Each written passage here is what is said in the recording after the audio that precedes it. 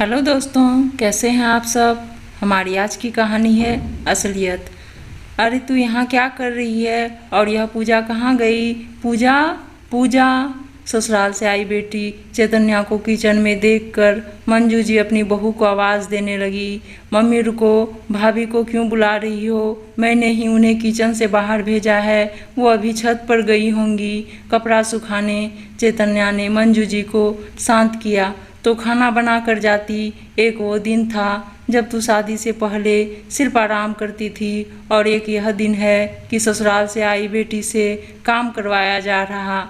बहू की कुछ ज़्यादा ही हिम्मत बढ़ गई है। मेरे रहते तुझे पराया कर रही, मेरे जाने के बाद तो शायद तुझे मायके बुलाए भी नहीं। अभी तुरंत किचन से बाहर चलो तुम। चैतन्या को हाथ से पकड़कर खींचते हुए बाहर ले गई। मम्मी रुको, पहले मेरी बात तो सुनो। चैतन्या हाथ छुड़ाकर बोली, कुछ नहीं सुनना मुझे। पूजा पूजा। इस बार और तेज आवाज़ में मंजू जी चिल्लाने लगी। मंजू जी की आवाज़ सुन पूजा दौड़ते हुए आई। क्या हुआ मम्मी जी, तुम्हारी हिम्मत कैसे हुई चैतन्या से खाना बनवाने की। वो मायके आराम करने आई है, तुम्हारी चाकरी करने नहीं।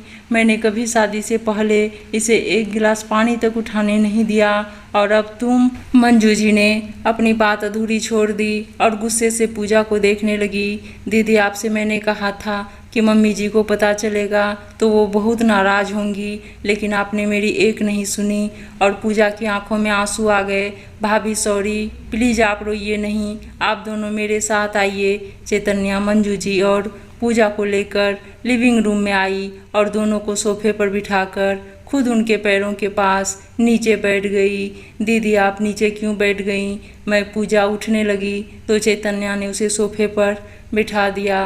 मंजू जी और पूजा दोनों का हाथ पकड़कर बोली, मम्मी आपने मुझे हमेशा एक राजकुमारी की तरह पाला, और भाभी आपने हमेशा एक अच्छी सहेली और बहन की तरह मेरे सभी नखरे सहे। इस बेटी को आप लोगों ने हमेशा पलकों पर रखा, कोई काम नहीं करने दिया। बोलने से पहले ही सारी ख्वाहिश पूरी कर दी। आप लोगों ने हमेशा मुझे एक ऐसे माहौल में रखा जहां सब बेस्ट था मेरे लिए, लेकिन आप लोगों से एक गलती हो गई। आप लोगों ने यह नहीं सोचा कि जब चैतन्या सपनों की दुनिया से असलियत की धरातल पर आएगी तो उसका क्या होगा।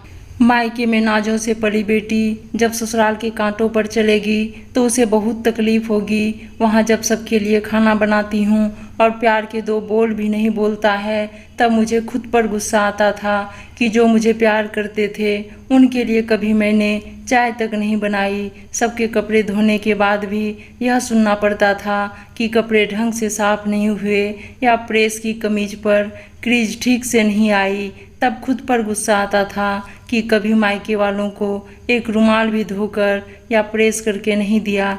ऐसे बहुत से छोटे छोटे काम हैं जिन्हें करने पर आप सभी को बहुत याद करती थी। इसीलिए मैंने सोच लिया था कि इस बार मैं सबको अपने हाथों से खाना बनाकर खिलाऊंगी और हर वो काम करूंगी जो ससुराल वालों के लिए करती हूँ।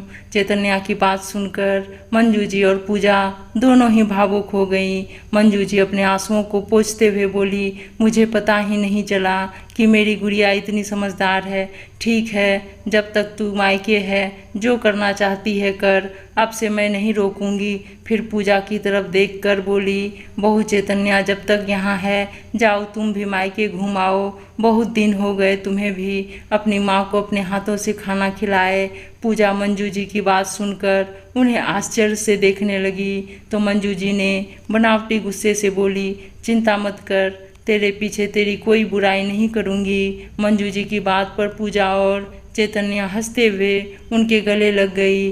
उम्मीद है दोस्तों आपको कहानी अच्छी लगी होगी, और अच्छी अच्छी हिंदी कहानियाँ सुनने के लिए चैनल को सब्सक्राइब ज़रूर कर लीजिएगा। धन्यवाद दोस्तों।